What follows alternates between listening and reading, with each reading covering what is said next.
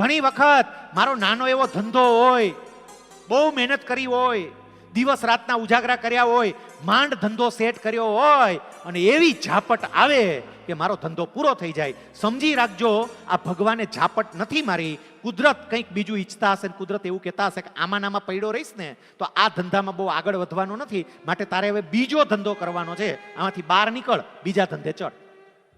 સરદાર સાહેબ સાથે આવું જ થયું. હું તમને એક બીજું ઉદાહરણ આપું, સમજવા જેવી આ વાત છે, જરા ધ્યાનથી સાંભળજો. ડોક્ટર એપીજે અબ્દુલ કલામ પ્રત્યેક ભારતીયને જેના પ્રત્યે ખૂબ આદર, માન અને સન્માન છે એવું વ્યક્તિત્વ. ડોક્ટર કલામનો પહેલેથી એક ગોલ હતો, એક ધ્યેય હતું કે મારે ફાઇટર પ્લેનના પાયલોટ બનવું છે.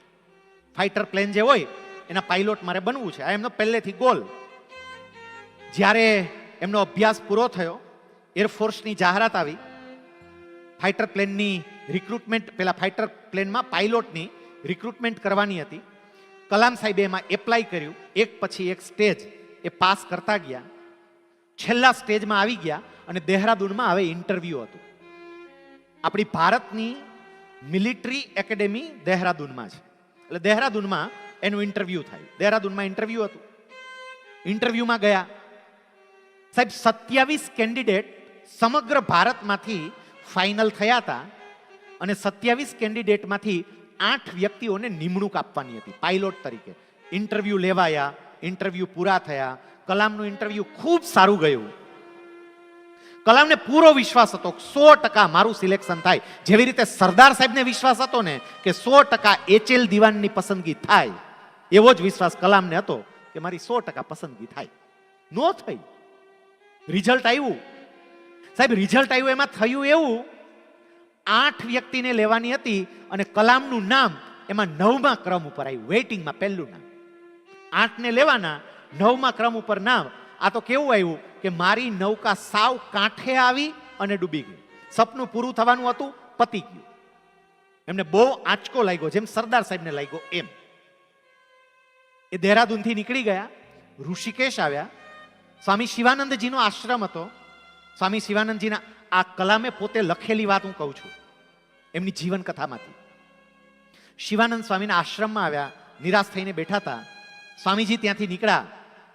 એક નિરાશ યુવકને એમણે જોયો એટલે તરત એમની પાસે ગયા, પૂછ્યું કઈ તકલીફ છે? કલામે બધી વાત કરી. સ્વામી શિવાનંદજી એ વખતે એમને એવું કહે છે કે બેટા, તે દિલથી મહેનત કરી હતી? તો કે હા. તારું ઇન્ટરવ્યુ બહુ સારું ગયું? હા. તને પૂરો વિશ્વાસ હતો તારું સિલેક્શન થશે? પૂરેપૂરો. અને તોય તારું સિલેક્શન ન થયું? એ ના થયું. એ વખતે સ્વામી શિવાનંદજી, કલામ એવું કહે છે કે એમણે મને એવું કહ્યું હતું કે કુદરત તને આના કરતા કંઈક વધારે સારું આપવા માંગતી હશે, એટલે નથી આપ્યું. તારી મહેનત હતી છતાંય નથી આપ્યું ને, તો કુદરત આના કરતા કંઈક વધારે સારું આપવા માંગે છે. એટલે કલામ કે એ વખતે તો મને વાત ના સમજાણી, પણ 2002ની સાલમાં હું એક પ્રોજેક્ટ પર કામ કરતો હતો.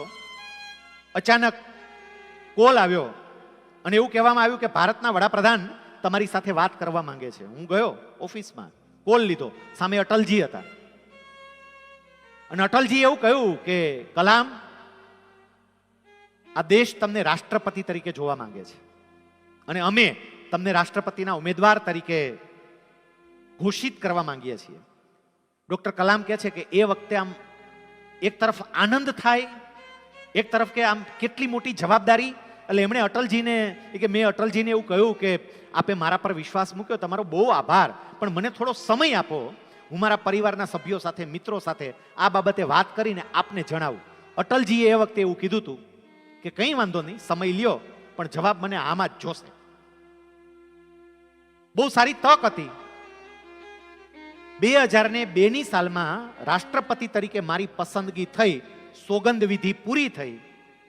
સોગંદ વિધિ પૂરી થઈને પછી 3 પાંખના વડા જ્યારે મને મળવા માટે આવ્યા, હું તો રાષ્ટ્રપતિ હતો, 3 પાંખના કમાન્ડર, સુપર કમાન્ડર કહેવાય રાષ્ટ્રપતિ, આપણી આર્મી, નેવી અને એરફોર્સ, 3ના વડા, બંધારણીય રીતે રાષ્ટ્રપતિ, 3 મળવા માટે આવ્યા.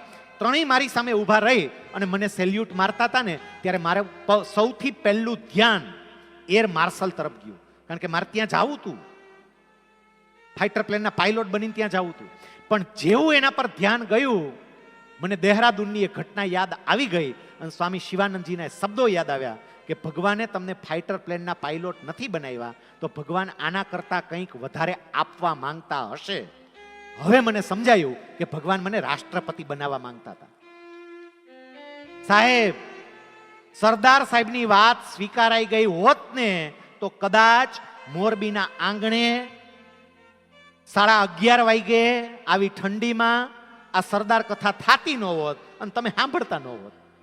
કુદરત જે કરતી હોય ને એના પ્લાન બધા બહુ મોટા હોય, આપણને ઘણી વાર સમજાય નહીં. એટલે જીવનમાં દુઃખ આવે ને ત્યારે હંમેશા એને હકારાત્મક રીતે સ્વીકારતા પણ શીખજો કે કુદરત એની પાછળનું એનું તાત્પર્ય કંઈક જુદું હોય, આપણને ખબર નથી. સરદાર સાહેબના જીવનમાં એવું જ બન્યું. સમય ઘણો થયો છે પણ બારડોલી સત્યાગ્રહની કેટલીક વાત મારે આજે જ તમારી સમક્ષ મૂકી દેવી છે અને પછી આપણે પૂરું કરીશું. સાહેબ, અમદાવાદ મ્યુનિસિપાલિટીના પ્રમુખ તરીકે એને રાજીનામું આપ્યું. ગાંધીજીને મળીને ગાંધીજીને બધી વાત કરી. બરાબર એ જ સમયે બારડોલીની અંદર એક મુશ્કેલી ઊભી થઈ. બારડોલીના 137 ગામ, 222 ચોરસ કિલોમીટરમાં ફેલાયેલો આ બારડોલી તાલુકો, અને એમાં બ્રિટિશ ગવર્મેન્ટે કર વધારો કર્યો, કર વધાર્યો. જે ટેક્સ હતા ને બ્રિટિશ ગવર્મેન્ટમાં, અંગ્રેજ સરકારમાં સમયાંતરે કર વધારવામાં આવતો. અમુક વર્ષ જાય એટલે કમિટી બેસે, એ કમિટી બધો અભ્યાસ કરે, ખેડૂતો કેટલું કમાય છે એની કેટલીક આવક છે, ખેત પેદાશમાંથી કેટલું મળે છે, અને એને આધારે પછી કરવેરાનો જે દર હોય ને, જેટલા ટકા કરવેરો લેવાતો હોય એમાં ઘટાડો કરવો, એમાં વધારો કરવો કે યથાવત રાખવું એ નક્કી કરે. આ જેટલા અહીંયા ઉદ્યોગ જગત સાથે સંકળાયેલા વ્યક્તિ હોય, સમયાંતરે આરબીઆઈની ગવર્નિંગ બોડીની મીટિંગ મળે અને એમાં રેપો રેટ ને રિવર્સ રેપો રેટ ને એ બધું નક્કી થાય કે વ્યાજનો દર કેટલો રાખવો, યથાવત રાખવો છે, વધારવો છે, ઘટાડવો છે, પરિસ્થિતિ હોય એને આધારે નક્કી થાય. તમે સમજી શકો એટલે હું આ ડિટેલમાં તમને વાત કરું છું. એ વખતે અંગ્રેજ અધિકારી હતા એન્ડરસન, અને એન્ડરસનની આગેવાનીમાં આ ટેક્સ રિફોર્મ કમિટી બેઠી. ખેડૂતોની આવકમાં કોઈ નોંધપાત્ર વધારો નહોતો થયો. ખેડૂતો જેવું જીવન જીવતા હતા એવું જ જીવન જીવતા હતા. જે નળિયાવાળા મકાનમાં રહેતા હતા એ જ નળિયાવાળા મકાનમાં રહેતા હતા. જેવા કપડાં પહેરતા હતા એવા જ કપડાં પહેરતા હતા. કોઈ મિલકતો ઊભી નહોતી થઈ. પણ આ લોકોએ, કમિટીએ જે અભ્યાસ કર્યો એ અભ્યાસના આધારે કરમાં બહુ મોટો વધારો કરી દીધો. ખેડૂતોને થયું કે આ તો આટલો વધારો તો આપણને ના પોસાય. કેટલાય એવા દેશી રજવાડાઓ છે કે એના રાજા ખેડૂતો પાસે કોઈ કર લેતા જ નથી, અને આ બ્રિટિશરો આટલો મોટો કર આપણી પાસેથી લે, આટલો મોટો ટેક્સ લે. જ્યારે આવા પ્રશ્નો ઊભા થાય ને એટલે રજૂઆત બધી ગાંધીજી પાસે આવે. એટલે ગાંધીજી પાસે વાતતું ગાતતું આવ્યું બધું. બાપુ બારડોલીના ખેડૂતો, જેવી રીતે ખેડાના ખેડૂતો ઉપર એનો ટેક્સ માફ નહોતો કર્યો એમ આનો ટેક્સ વધાર્યો છે. ગાંધીજીને તરત વલ્લભભાઈ પટેલ યાદ આવ્યા. વલ્લભભાઈને બોલા, અને એ હવે અમદાવાદ મ્યુનિસિપાલિટીની જવાબદારીમાંથી નવરા થઈ ગયા હતા. ગાંધીજી એવું કહ્યું કે વલ્લભભાઈ, તમને ખેડાનો અનુભવ છે અને ખેડામાં જે કામ કર્યું ને એ જ કામ કરવા માટે હવે બારડોલી જવાનું છે. ખેડા તો તમારો જિલ્લો હતો, પણ હવે તમારે તમારા જિલ્લામાં નથી રહેવાનું, તમારે બીજાના જિલ્લામાં મદદ કરવા જવાનું. જાહો, આમાં ઘણા એવા ભાઈ આપણે આપણા જિલ્લામાં જ કરજો, બીજા આપણે નથી કરવું એમ નહીં. અને વિશાળ કે હવે બીજાના જિલ્લામાં જરૂર છે મદદ કરવાની, બીજાના જિલ્લામાં જાશો. સરદાર સાહેબે તરત કહ્યું કે ખેડૂતોનો પ્રશ્ન છે ને બાપુ, આપની આજ્ઞા છે, જરૂર જઈશ. સરદાર સાહેબ બારડોલીમાં આવ્યા અને બારડોલીનો એ સત્યાગ્રહ શરૂ થયો. સાચા અર્થમાં વલ્લભભાઈ જે ખીલા છે ને એ બારડોલીમાં ખીલા છે. એના બારડોલીના એ વખતના એમણે જે પ્રવચનો કર્યા હતા એ પ્રવચનો તમે વાંચો ને તો તમને ખબર પડે કે એને એવી વાતો કરી હતી ને કે મળદાઓ ભેગા આમ ઊભા થઈ જાય, મળદા, એવી વાતો. સાહેબ, આ સત્યાગ્રહમાં કરવાનું શું હોય સમજો. સત્યાગ્રહનો અર્થ થાય સત્યનો આગ્રહ, સત્યને પકડી રાખવાનું. સત્ય શું હતું તો કે ખેડૂતોની સ્થિતિ સુધરી નહોતી એટલે વધારે ટેક્સ ન હોવો જોઈએ, એ સત્ય હતું. કરવાનું શું તો કે અંગ્રેજ સરકાર કરવેરો વધારે માગે છે, આપણે ભરવાનું નહીં. સરકારને જે કરવું હોય એ કરે. આપણી મિલકત લઈ જાય, ઢોલ નગારા વગાડે, આપણને પકડીને જેલમાં નાખે, જે કરવું હોય એ કરે. કોઈ પણ સંજોગોમાં ટેક્સ ભરવાનો નહીં, સરકારની સામે ઝૂકવાનું નહીં. એનું નામ સત્યાગ્રહ. આ સત્યાગ્રહ કરવાનો હતો. અને સરદાર સાહેબે એ કામ સંભાળ્યું. સાહેબ ગામડે ગામડે જઈ અને એવી વાતો કરે એને જે જોમ પૂર્યું. અને સૌથી અગત્યની વાત, આ બારડોલીના સત્યાગ્રહ દરમિયાન સરદાર સાહેબે સ્ત્રી સશક્તિકરણનું મહત્વનું કામ કર્યું. સ્ત્રી સશક્તિકરણ, મહિલાઓ પર વિશ્વાસ મૂક્યો, એને બહેનોને તૈયાર કરી, બહેનોને વાતો કરી. અને તમારી જાણ માટે બારડોલીના ગામડે ગામડે સવારે જે પ્રભાત ફેરી નીકળતી ને, એ પ્રભાત ફેરી લઈને બહેનો નીકળતી. ગામડે ગામડે બહેનો એ ગીતો બનાવ્યા હતા. એક બહુ જ પ્રસિદ્ધ ગીત, ડંકો વાગ્યો લડવૈયા સુરા જાગજો રે, સુરા જાગજો રે, કાયર ભાગજો રે, ડંકો વાગ્યો લડવૈયા સુરા જાગ. આ બહેનો ગાતી ગાતી નીકળે. તે કોને કહેતી હતી? ઓલા ભાઈડાઓ હુતા હોય એને, હળવેકથી એને કહેતી હતી કે ડંકો વાગ્યો લડવૈયા સુરા જાગજો રે, સુરા જાગજો રે, કાયર ભાગજો રે. જે હુતા હોય ને એને કહેતી હતી જાગો. અને સરદાર સાહેબ જે આંદોલન કરે છે એમાં જ્યાં જે મદદ થઈ શકે મદદ કરો. બહેનોને એને જે તૈયાર કરી હતી એ વખતે સરદાર સાહેબને ખબર હતી કે અંગ્રેજ સરકાર તમે ટેક્સ નહીં ભરો એટલે મિલકતોની જપ્તી કરવાનું ચાલુ કરશે, તમારી મિલકતો લઈ લેશે. અને મિલકતો કઈ લઈ લે? સૌથી પહેલામાં પહેલી મિલકત તમારા પશુ, તમારા ઢોર. અને બહેનો માટે છે ને, એની ભેંસ, એની ગાય એ દીકરા કરતા અને દીકરી કરતા પણ વધારે વાલા હોય બહેનોને.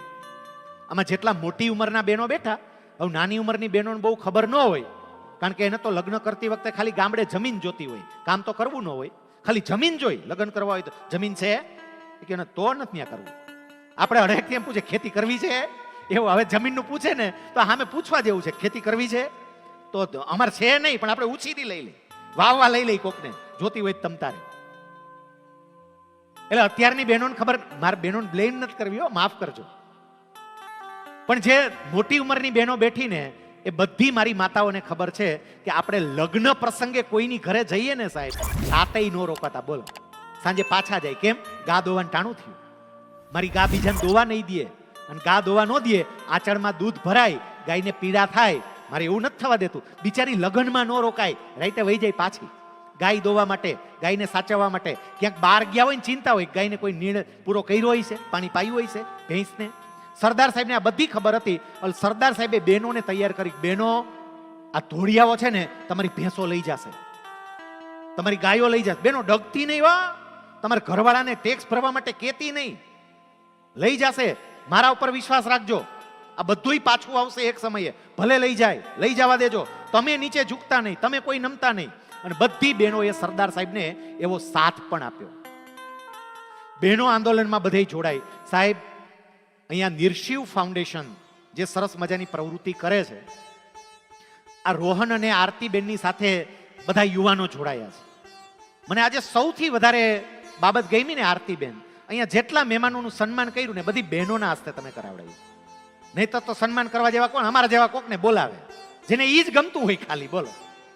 પણ દરેક બહેનોને બોલાય, બહેનો આવે અને બહેનો સન્માન કરે, બહેનો સાલ ઓઢાડે. સરદાર સાહેબે જે સ્ત્રી સશક્તિકરણની શરૂઆત બારડોલીમાં કરી હતી ને, એ અહીંયા મોરબીમાં પણ આવી ગઈ અને બહેનો પાસે જ આ બધું કામ કરાવડાયું. આજે અત્યારે આયોજન જે થઈ રહ્યું છે ને, આપણે અત્યારે 11:15 વાગે, સાહેબ રાતના 11:15 વાગ્યા, અને બધી વ્યક્તિ જુઓ તો ખરા, એકો એક વ્યક્તિ કેવી એકાગ્રતાથી આ વાત સાંભળે છે. 11:15 સાહેબ ખાલી પ્રવચન કરવાનું છે, આમાં નાચવાનું નથી આવતું, કૂદવાનું નથી આવતું, કાંઈ નહીં. નકર બીજી કથામાં જ નાચવાનું આવે, હાથમાં લઈને આમાં નાચે, આમાંથી કાંઈ નથી. મારે ખાલી બોલવાનું, તમારે સાંભળવાનું. અને તોય બધા કેટલા સાંભળો છો. આ જે કંઈ પણ આયોજન થાય છે ને, જેટલી ભાઈઓની આમાં ભૂમિકા છે ને, એટલી જ બહેનોની ભૂમિકા છે. બહેનોએ પણ બહુ મહત્વનું કામ કર્યું. તે સરદાર સાહેબે એ વખતે બારડોલીના સત્યાગ્રહમાં બહેનોને તૈયાર કરી હતી. મારે એક પ્રસંગ કેવો છે કે બહેનોને એને કેવી તૈયાર કરી હતી. આમ તો એક નહીં, બે પ્રસંગ, એક યુવાન બેન, એક ડોસીમાં. બધાઈને એને તૈયાર કેવા કર્યા હતા સરદાર સાહેબે, એનો આપણને ખ્યાલ આવે. એક નાની ફલોદ કરીને ગામ હતું, નાની ફલોદ, બારડોલીનું. હવે એ નાની ફલોદ બારડોલીના જેટલા ગામો હતા ને, સરદાર સાહેબે વ્યવસ્થા શું કરી હતી સમજો. સરદાર સાહેબે વ્યવસ્થા એવી ગોઠવાવી હતી કે કોઈ પણ ધોળિયાઓ જ્યારે મિલકત જપ્ત કરવા માટે આવે, મિલકત શું કામ જપ્ત કરે? તમે ટેક્સ ન ભરો એટલે સરકારને અધિકાર મળે કે તમે ટેક્સ નથી ભરતા તો તમારી મિલકત લઈ લે.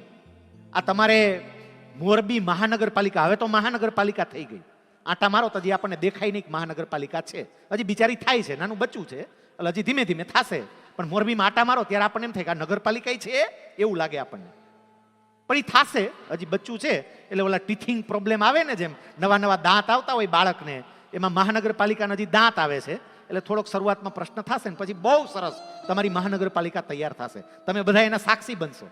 આ મહાનગરપાલિકા એટલી મસ્ત બનશે ને એના સાક્ષી બનશો. એ સમજ, શરૂઆતમાં પ્રશ્નો એવો હોય એ નથી કરવા માંગતા એવું ન હોય સાહેબ, કારણ કે શરૂઆતના પ્રશ્નો બહુ મહત્વના હોય અને એ શરૂઆતમાં એ પ્રશ્નો રહે. તો સરદાર સાહેબે શું કર્યું હતું? હવે આ મહાનગરપાલિકાની આપણે વાત કરતા હતા, એનો તમે ટેક્સ ન ભરો, તમારી દુકાન હોય, દુકાનનો ટેક્સ ભરવાનો થાય, તમે ટેક્સ ન ભરો, શું કરે? કોર્પોરેશન વાળા આવીને પેલા ઢોલ વગાડે તમારી દુકાન પર, તોય ન ભરો તો નોટિસ મારી જાય, તોય ન ભરો તો તમારી મિલકત જપ્ત પણ કરી શકે, નિયમ પ્રમાણે કરી શકે, એની સત્તા છે. ટેક્સ ન ભરો જપ્ત કરે. સરદાર સાહેબે ગામડે ગામડે આ સમજાવ્યું કે આ ધોળિયાઓ તમે ટેક્સ નહીં ભરો ને એટલે તમારી મિલકત જપ્ત કરવા માટે આવશે, તમારી ગાય જપ્ત કરશે, તમારી ભેંસ જપ્ત કરશે, તમારા ઘરમાં બીજું કોઈ એવું પડ્યું હશે ને એ લઈ જવાય ને એવું બધું લઈ જશે. એટલે શું કરવાનું કે જ્યારે ધોળિયાઓ ગામમાં આવે એટલે બધાએ પોતપોતાના ઘરમાં વહી જવાનું અને ઘરમાં જઈને દરવાજા બંધ કરી દેવાનું. આ સરદાર સાહેબની સ્ટ્રેટેજી હતી, કારણ કે એ વકીલ હતા, બેરિસ્ટર હતા અને એને ખબર હતી કે કાયદા પ્રમાણે ઘર બંધ હોય ને ત્યારે તમે ઘર તોડીને અંદર પ્રવેશ ન કરી શકો, નકર તમારા ઉપર ગુનો લાગે. બંધ ઘરમાં પ્રવેશ ન થાય, ખુલ્લું ઘર હોય તો જ તમે જઈ શકો જપ્તી કરવા માટે. અને એવું કીધું બંધ દરવાજા બંધ કરી દેવાના. હવે ધોળીઓ આવે છે કે કેમ એની ખબર કેમ પડે એના માટે સરદાર સાહેબે છોકરાઓને કામે લગાડ્યા. વાનર વેજા કહેવાય છોકરાઓ, એને એની પાસેથી નહીં કામ લીધું. છોકરાઓને ઝાડવા ઉપર ચડવું બહુ ગમે. સરદાર સાહેબે શું કર્યું? ગામના રામજી મંદિરમાં જે નગારું હોય ને એ રામજી મંદિરમાંથી નગારું કઢાવી, કારણ કે ત્યાં તો રાતે આરતી વખતે જરૂર પડે, દિવસમાં શું જરૂર છે? તે નગારું કઢાવી, છોકરાઓને એવું કીધું તમારે નગારું લઈ અને ઝાડવા ઉપર ચડી જવાનું, ઝાડવા ઉપર બેહવાનું. તમને આપણા ગામમાં આવતા કોઈ પણ ગાડી દેખાય, ઘોડા દેખાય, કોઈ પણ બીજા માણસો આપણા ગામમાં આવતા હોય એવું લાગે ને એટલે તમારે જોર જોરથી નગારું વગાડવાનું ચાલુ કરવાનું. નગારું વાગે, લોકોને ખબર પડે કે એ ધોળિયા વાવે છે. એટલે બધા પોતાના ઘરમાં જે નજીક નજીક હોય ને એ ઘરમાં ઘૂસીને દરવાજા કરી દે બંધ. બાયું આજુબાજુ ગઈ હોય, કાં સવલી કેમ છો ને વિદલી કેમ છો ને વાતું કરવા ગઈ હોય, સવલી ને વિદલી પોતપોતાના ઘરે આવતી રહે, ફટફટ દરવાજા બંધ કરી દે. અને દરવાજા બંધ થાય પછી કોઈ આપણા ઘરમાં આવે નહીં. આ નાની ફલોદ ગામમાં નગારા વાગવાનું ચાલુ થયું, લોકોને ખબર પડી કે ધોળિયાઓ આવે છે, છોકરાઓએ નગારા વગાડ્યા, બધા પોતાના ઘર તરફ ભાગ્યા. એ ગામમાં એક પટેલ રે, એનું નામ હીરુ ભવાન પટેલ, ખેડૂત હતા. હીરુ ભવાન પટેલ દોડીને પોતાના ઘરમાં ગયા. એ થોડા દૂર હશે, પોતાના ઘર સુધી પહોંચ્યા, ઘરની અંદર પ્રવેશ કર્યો અને દરવાજો બંધ કરતા હતા. બરોબર એ જ વખતે એક ધોળિયો અધિકારી ત્યાં સુધી પહોંચી ગયો અને દરવાજામાં દાખલ થવા ગયો. એને દરવાજામાં દાખલ થવું અને આને દરવાજો બંધ કરવો. જેવો દરવાજો બંધ કર્યો તે ધોળિયાના કપાળ ઉપર ટાપ કરતો આવ્યું, ચીરાઈ ગયું કપાળ, લોહી લુહાણ. આને બંધ કરી દીધો, તારું થવું હોય થાય. તે ઓલા ધોળિયા આની ઉપર કેસ કર્યો કોર્ટમાં કે મારી ઉપર આને હુમલો કર્યો હીરુ ભવાન પટેલે. કોર્ટના કેસની મુદત હતી. હવે સાંભળજો, કોર્ટના કેસની મુદત હતી અને આ હીરુ ભવાન પટેલની પત્ની એને બીજી બહેનો પાસેથી એવું સાંભળવા મળ્યું કે જ્યારે આવો કેસ થાય ને તો એમાં જેલની સજા થાય, કે તારો ઘરવાળો હવે જેલમાં જાય. અને જેલમાંથી બચવું હોય ને તો આ ધોળિયા અમલદારો એ માફી મંગાવે અને માફી માંગે ને તો જેલમાંથી મુક્ત કરે, બાકી તો આપણે જેલમાં જવું પડે. આવી બેનો વચ્ચે વાતો થઈ. એટલે આ બેનને એટલી ખબર પડી કે માફી માંગી લઈએ તો મારો ઘરવાળો છૂટી જાય, પણ જો માફી ન માંગે તો મારા ઘરવાળાને જેલમાં જવું પડે. આટલી એને ખબર પડી. સાહેબ જેલની મુદતનો દિવસ છે, સોરી કોર્ટની મુદતનો દિવસ, કોર્ટમાં જવાનું છે. હીરુ ભવાન પટેલની ઘરવાળી પોતાના પતિને કોર્ટમાં જતા પહેલા, ત્યાં મોકલતા પહેલા એવું એમ કહે છે કે આજે તમારી કોર્ટની મુદત છે. મેં એવું સાંભળ્યું છે કે ત્યાં પેલા આ અંગ્રેજ અધિકારીઓ, જજ, એ તમને માફી માંગવાનું કહેશે, પણ તમે માફી ન માંગતા હો. એક બેન બોલે છે, બેનો સાંભળજો, તમે માફી ન માંગતા હો. જો તમે માફી માંગશો ને તો મારા સરદારની આબરૂ જાહે. તમે માફી ન માંગતા અમારી કાંઈ ચિંતા કરતા નહીં, તમને જેલ થાય તો જેલ ભોગવી લેજો, પણ ઢીલા નહીં પડતા. કારણ કે તમે માફી માંગો અને મારા સરદારે નીચું જોવું પડે ને, એવું ન થાય, એ તમારે ધ્યાનમાં રાખવાનું. સાહેબ, પોતાના પતિને એક સ્ત્રી કેવી વાતો કરે છે. ત્યાંથી કોર્ટમાં જવાનું હતું, પણ કોર્ટમાં ના ગયા. ત્યાંથી પેલા સ્વરાજ આશ્રમમાં ગયા. સ્વરાજ આશ્રમમાં જ્યાં સરદાર સાહેબ આ સત્યાગ્રહ ચલાવતા હતા ત્યાં ગયા. સ્વરાજ આશ્રમમાં ગયા અને ત્યાં સરદાર સાહેબ સાથે આ બેને મુલાકાત કરાવી. સાહેબ, સ્ત્રી સરદાર સાહેબ સુધી પહોંચી શકે સરળતાથી એવી વ્યવસ્થા એને કરી હતી. કોઈ પણ પોતાની વાત કરવા માટે આવી શકે. અને પછી એ બેન સરદાર સાહેબને એવું કહે છે કે સરદાર સાહેબ, આ મારા પતિને કોર્ટની મુદતે જવાનું છે. ઓલો ધોળિયો અમારા ઘરમાં આવતો હતો ને, બાયણું બંધ કર્યું ને, તે ધોળિયાને વાગ્યું છે, એને કેસ કર્યો છે. અને મને એવું જાણવા મળ્યું છે કે માફી માંગે તો છૂટી જાય. તે સરદાર સાહેબ, તમે આને આશીર્વાદ આપો કે આ કોર્ટમાં ઢીલા ન પડે. મોટી સજા આવે તો ઢીલા ન પડી જાય, માફી ન માંગે. તમે આને આશીર્વાદ આપો. સરદાર સાહેબ આ બાઈની સામે જોવા માંડ્યા કે આ ગજબની બાઈ છે. સાહેબ, ત્યાંથી કોર્ટમાં ગયા અને કોર્ટ રૂમમાં જતા પહેલા છેલ્લે આ બેન પોતાના પતિને એવું કહે છે, જોજો ગમે એમ થાય માફી નહીં માંગતા. ઓલો કે બાપા નહીં માંગુ, મને ખબર છે. સાહેબ, એ કોર્ટમાં ગયા, કેસ ચાલ્યો. જજે એમને કહ્યું કે ગોરા અમલદાર જે પેલા અધિકારી હતા, કે આ અધિકારી છે એ એવું કહે છે કે જો તમે માફી માંગી લો તો એ કેસ પાછો ખેંચી લે. મૂળ તો માફી મંગાવીને તમને ડિમોરલાઇઝ કરવાના હોય. અને પેલા ભાઈએ તરત કહ્યું કે સાહેબ, મારી ભૂલ નથી એટલે હું માફી નહીં માંગુ. હું તો મારા ઘરનો દરવાજો બંધ કરતો હતો અને એ જ વખતે પ્રવેશ કરે તો એમાં હું શું કરું સાહેબ? મારો શું વાંક? મારો કોઈ વાંક નથી સાહેબ, હું માફી નહીં માંગુ. જજે એવું કહ્યું કે જો તમે માફી નહીં માંગો તો તમને 6 મહિનાની જેલની સજા કરવામાં આવશે. સાહેબ, 6 મહિના, 1 મહિનો નહીં, 6 મહિના જેલની સજા. આ ભાઈ એવું કહે છે કોઈ વાંધો નહીં, 6 મહિનાની જેલની સજા કરવી હોય તો 6 મહિનાની જેલની સજા કરજો, હું માફી નહીં માંગુ. એને ત્યાંથી પોલીસે કબજો લીધો. એ ભાઈને સીધા જેલમાં લઈ ગયા. એમના પત્ની હવે ઘરે આવવાનું હતું. આ હીરુ ભવાન પટેલના મિત્રો જે હોય એ પણ કોર્ટમાં હાજર હતા, કારણ કે એના મિત્ર ઉપરનો કેસ હતો. મિત્રને તકલીફ પડે ત્યારે મિત્ર સાથે જ હોય હંમેશા. એના 4-5 મિત્રો બધા હારે હતા. મિત્રોએ વિચાર્યું કે આપણો ભાઈબંધ હવે જેલમાં જાય છે, ભાભી ઘરે એકલા છે, બાળકોની જવાબદારી છે, આવકના સાધનો અત્યારે બંધ છે, ખેતીમાં કઈ એવા પાક થયા નથી, પરિવારનું ગુજરાન કેવી રીતે ચાલે? કમાનારો જેલમાં છે. એટલે બધા મિત્રોએ નક્કી કર્યું કે આપણે થોડીક રકમ કાઢી અને ભાભીને મદદ કરીએ. એટલે બધાએ પોતાની જે કંઈ પણ ક્ષમતા હતી ને થોડી રકમ કાઢી અને એ પેલા બેનના હાથમાં આપી.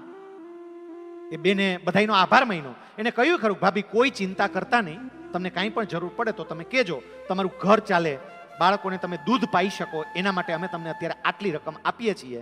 એ બેને રૂપિયા સ્વીકાર્યા. પોતાની સાડી હતી એ સાડીના છેડે રકમ બાંધી, અને સાડીના છેડે રકમ બાંધી પછી બેન ત્યાંથી પોતાની ઘરે નથી આવી. હવે આ સમજો સાહેબ, કોર્ટમાંથી સીધી સ્વરાજ આશ્રમમાં ગઈ. ગામડે નો આવી, નાની ફલોદ સ્વરાજ આશ્રમમાં ગઈ. સ્વરાજ આશ્રમમાં જઈ અને સરદાર સાહેબ પાસે ગઈ અને સરદાર સાહેબ પાસે જઈને પોતાને જે સાડલાના છેડે ગાંઠ વાળી હતી ને એ ગાંઠ ખોલી અને એમાં જે રૂપિયા હતા ને રૂપિયા કાઢી અને સરદાર સાહેબના પગ પાસે મૂકીને એવું કહ્યું કે મારા બાપ, તમે અમારા બારડોલીના ખેડૂતોની પીડા દૂર કરવા માટે છેક બારડોલી આવ્યા છો, તો મારી પાસે આજે આટલી રકમ આવી છે એટલે હું તમને મદદ કરવા માટે આવી છું, મારાથી આટલી મદદ થઈ શકે એમ છે, મારી મદદ સ્વીકારો, એમ કરીને રૂપિયા દઈ દીધા. તમે કલ્પના તો કરો કે આપણાથી રૂપિયા છૂટે, અને એમાંય સાહેબ બેન મહિલા સ્ત્રી. ફરી બેનો માફ કરજો, પણ એક સ્ત્રી સહજ સ્વભાવ હોય. તમે જોજો, હવે બદલાવ થઈ ગયો છે, હવે નવી પેઢીમાં બહુ બદલાવ છે, પણ જૂની પેઢી યાદ કરો મને. હાલો, આપણાથી રૂપિયો છૂટે? તમે મારી યારે સહમત થશો કે આપણા આડોશ પાડોશમાં ક્યાંય સત્યનારાયણની કથા હોય ને તો ઘરે રૂપિયાનો સિક્કો ગોતે. અરે 10ની નોટ તો કેમની આરતીમાં નખાય? બેનો રૂપિયાનો સિક્કો ગોતતા હોય, ક્યાંય સિક્કો છે તો લાવો એમ, કે 10ની નોટ તો નો જ નખાય ને એમ. હવે એ વ્યક્તિ આવી પરિસ્થિતિમાં પોતાના પૈસા આપી દે. સાહેબ, સરદાર સાહેબે સ્ત્રીઓની અંદર કેવી ઉર્જા એનું સિંચન કર્યું હશે એ આપણને ખબર પડે. આ એક નહીં, બારડોલીની દરેક સ્ત્રીઓ આટલી મજબૂત બની હતી, બધી સ્ત્રીઓ. એક 75 વર્ષના ડોસીમાં, અને 75 વર્ષના ડોસીમાં ટેક્સ નહોતા ભરતા. ડોસી ને ડોસો બે, ડોસી 75 વર્ષના, તો ડોસા એના કરતા 2-5 વર્ષ મોટા જ હશે, સ્વાભાવિક છે. એ બે ઘરમાં પુરાઈને રહીએ. અને અંગ્રેજ સરકારે એવું નક્કી કર્યું કે આના ઉપર માનસિક દબાણ રાવલું. મૂળ તો પેલું આંદોલન તોડવાની વાત હોય એટલે આનું જે ઘર હતું ને, ઘરની સામે જે પોલીસનું થાણું નાખ્યું. બોલો, ડોસો ને ડોસી ઘરમાં બે જ રહીએ, એના ઘરની સામે પોલીસનું થાણું કે તમે બહાર તો નીકળશો ને, બહાર નીકળો એટલી વાત છે, બહાર નીકળો એટલે તરત જપ્તી કરશું. ઓલા કે બહાર નીકળવું જ નથી, તે ડોહ ડોહી બે ઘરમાં પુરાઈ રહ્યા, સામે પોલીસનું થાણું. સરદાર સાહેબ સુધી આ સમાચાર પહોંચ્યા. સરદાર સાહેબે કહ્યું કે આવા લોકો હોય તો એની ખબર અંતર પૂછવા તો આપણે જવું જોઈએ, હાલો. તો સરદાર સાહેબ કાર્યકરોની ફોજ સાથે એના ઘરે આવ્યા. આખી ફોજ આવતી હોય એટલે અવાજ એ પ્રમાણે મંડે આવવા. એને મોટું મકાન હતું, એ ઉપર મેળા ઉપર રહેતા હતા. એટલે મેળાની બારી ખોલી અને માજીએ જોયું અવાજ શેનો આવે, અને એને જોયું સરદાર આવતા હતા હાલતા હાલતા.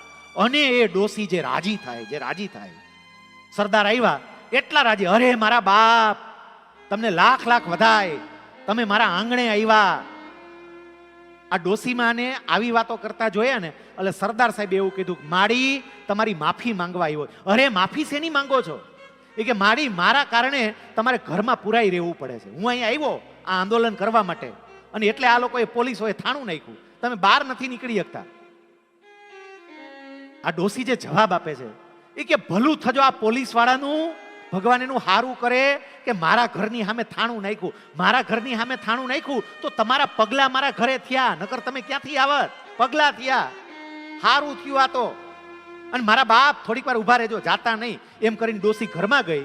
ઘરમાં જઈને એક તોરણ હતું, તોરણ ઉતારીને તોરણને તોડી નાખ્યું.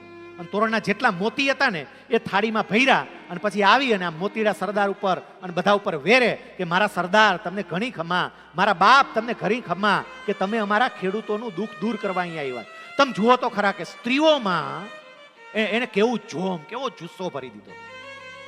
સાહેબ, એક છેલ્લો પ્રસંગ કહીને આપણે વાતને સમાપન કરવા તરફ જઈએ. આમ તો આમ પૂરું કરવું જ નથી, એમ થાય ચાલુ જ રહે, પણ 12 વાગી ગયા. સાહેબ, છેલ્લો પ્રસંગ કહી અને આપણે વાતને પૂરી કરીએ. સરદાર સાહેબે જેટલા તલાટીઓ હતા, જેટલા મુખીઓ હતા, એની સાથે એક ગુપ્ત મીટિંગ કરી. ગુપ્ત મીટિંગ. એ તલાટીઓ અને મુખીઓ, આ ટેક્સ વસૂલવાનું કામ કોણ કરે? જે તલાટી હોય, જે મુખી હોય તે જ. એ અંગ્રેજ સરકારના નોકર હોય, પણ હોય તો મૂળ આપણા જ ગુજરાતી જ હોય, ત્યાંના જ હોય. સરદાર સાહેબે એની સાથે મીટિંગ કરી, અને મીટિંગ કરીને સરદાર સાહેબે એવું કહ્યું કે ભલા માણસ, તમે ક્યાં ઇંગ્લેન્ડથી આવ્યા છો? તમે બધા અહીંના છો, અને તમારા ભાઈ ઉપર અત્યાચાર કરતા તમને શરમ નથી આવતી? તમને સંકોચ નથી થતો? તમારા ભાઈ ઉપર તમે અત્યાચાર કરો છો, તમારા જ ભાઈઓ છે, એની મિલકત જપ્ત કરવામાં ઓલા ધોળિયાઓને તમે મદદ કરો છો. આવા મુશ્કેલીના સમયે તમે તમારા ભાઈ હારે ઊભા નહીં રહ્યો તો તમે બીજું શું કરશો? સરદાર સાહેબ એવું બોલ્યા હતા. સરદાર સાહેબના શબ્દો છે કે 2 રૂપિયાની નોકરી માટે તમે તમારા ભાઈની સામે દગો કરશો? સરદાર સાહેબની આ વાતો પેલા તલાટીઓને, મુખીઓને હૃદયમાં એવી ચોંટી ગઈ. સાહેબ, એ વખતે અંગ્રેજ સરકારની નોકરી મેળવવા માટે બધા તલપાપડ હોય, પણ સરદાર સાહેબની આ વાતો સાંભળીને 1-2 નહીં, 102 તલાટી અને મુખીએ રાજીનામા આપી દીધા કે અમારે નોકરી નથી કરવી, આમ તમારે હારે હાલો. સાહેબ, 102 જણાએ આ બારડોલીનો સત્યાગ્રહ એમને આખા ભારતમાં નથી ગાઈજો.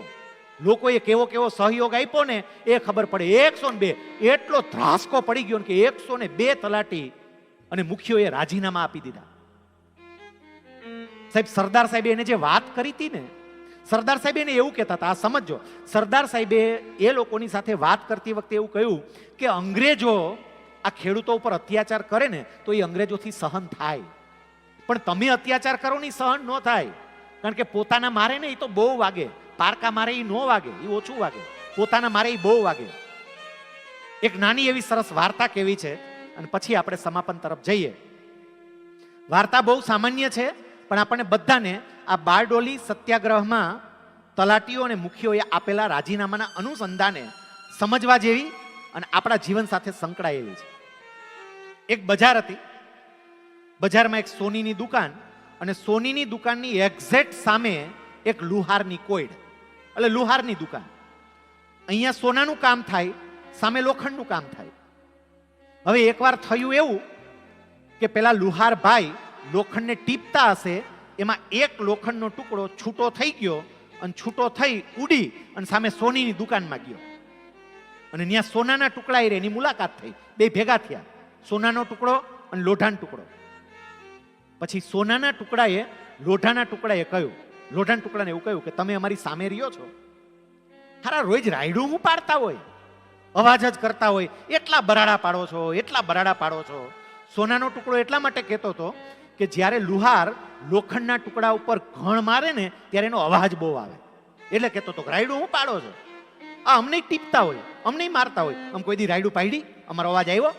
સોની આમ ટીપતો હોય તો એનો અવાજ આવે ક્યાંય, એને ન સંભળાતો હોય, કારણ કે હળવેળવેળા થોડી લાગતી હોય. સામે લોખંડના ટુકડા એમ કહ્યું કે વાત તો તમારી સાચી છે, અમે બહુ અવાજ કરીએ છીએ, રાડો પાડીએ છીએ, તમે મૌન છો. સોનાનો ટુકડો કે તો શીખો, અમારા પાસે શીખો કાંઈક, આવી રીતે થોડાક મુંગારીઓ, રાયડું હું પાડો છો. લોખંડનો ટુકડો કે રાયડું પાડીએ ને એનું કારણ છે. સોનાનો ટુકડો કે શું કારણ છે? સાંભળજો હવે. લોખંડનો ટુકડો સોનાના ટુકડાને એવું કહે છે તમે કોણ છો? અમે સોનું છીએ. કે તમને ટીપે કોણ? ટીપવાનું કારણ કોણ કરે? એ કે હથોડી કરે. હથોડી શેની બનેલી હોય? સોનાનો ટુકડો કે લોઢાની હોય. લોખંડનો ટુકડો કે અમે કોણ છીએ? અમે કે તમે લોઢું છો. અમને કોણ ટીપે? તમને હથોડો ટીપે. હથોડો શેનો બહેનો હોય? એ કે લોઢાનો બહેનો હોય. લોઢાનો ટુકડો કે બસ એટલે જ, તમને તો બીજા ટીપે છે, અમને તો અમારા ને અમારા ટીપે છે, એટલે રાઈડ ખાતીએ છે, અમારા ને અમારા મારે છે. મારે એ કેવું છે કે આપણાના ને મારવાનું રેવા દેજો સાહેબ. એનું દર્દ બહુ હોય જ્યારે ભાઈ દગો કરે, દીકરી દગો કરે, બાપ આરે દીકરી દગો કરે, અંધારામાં રાખે બાપને. જે બાપ એ દીકરીને અંધારામાંથી બહાર લાવ્યો હોય, પૂરી સ્વતંત્રતા આપી હોય, તમામ પ્રકારની છૂટ આપી હોય, અને એ જ દીકરી બાપને અંધારામાં રાખે, અને એ બાપને જે ઘા વાગે ને સાહેબ, પોતાના મારે ને એ બહુ વાગે. એટલે પોતાના બહુ મારવા નહીં, આમાંથી શીખવું. બારડોલી સત્યાગ્રહની બીજી વાતો આપણે આવતીકાલની કથામાં લેશું. સાહેબ આવતીકાલની કથા, થોડો સમય માટે બેસજો, 2 મિનિટ, જ્યાં સુધી શાંતિ મંત્ર પૂર્ણ ન કરીએ ત્યાં સુધી ઊભા નહીં થતા, એટલી ખાલી પ્રાર્થના છે. આટલો સમય આટલી શાંતિથી બેઠા, 2 મિનિટ વધારે. આવતીકાલની કથા એ સાહેબ આ 3 દિવસની કથાનું સર્વોચ્ચ સ્થાન છે. સરદાર કેમ બન્યા એની કેટલીક વાતો, પણ કેટલીક વાતો આવતીકાલે હજી આવશે.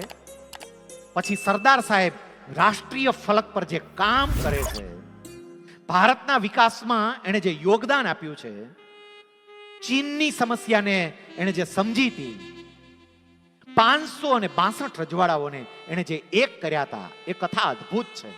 એક રજવાડાઓ સાથે એને કેવી રીતે કામ લીધું, એને કઈ રીતે 562 રજવાડાઓને એક કર્યા. સરદાર સાહેબ ઉપર પણ જીવલેણ હુમલો થયો. એ જીવલેણ હુમલો શું હતો? કઈ વ્યક્તિઓએ શહીદી ઓરી, અને જો શહીદી ન ઓરી હોત તો સરદાર સાહેબ આપણી વચ્ચે ના હોત. સરદાર સાહેબ અહીંયા મોરબીમાં આવ્યા, 3 દિવસ રોકાયા. અહીંયા આવીને એને શું કર્યું?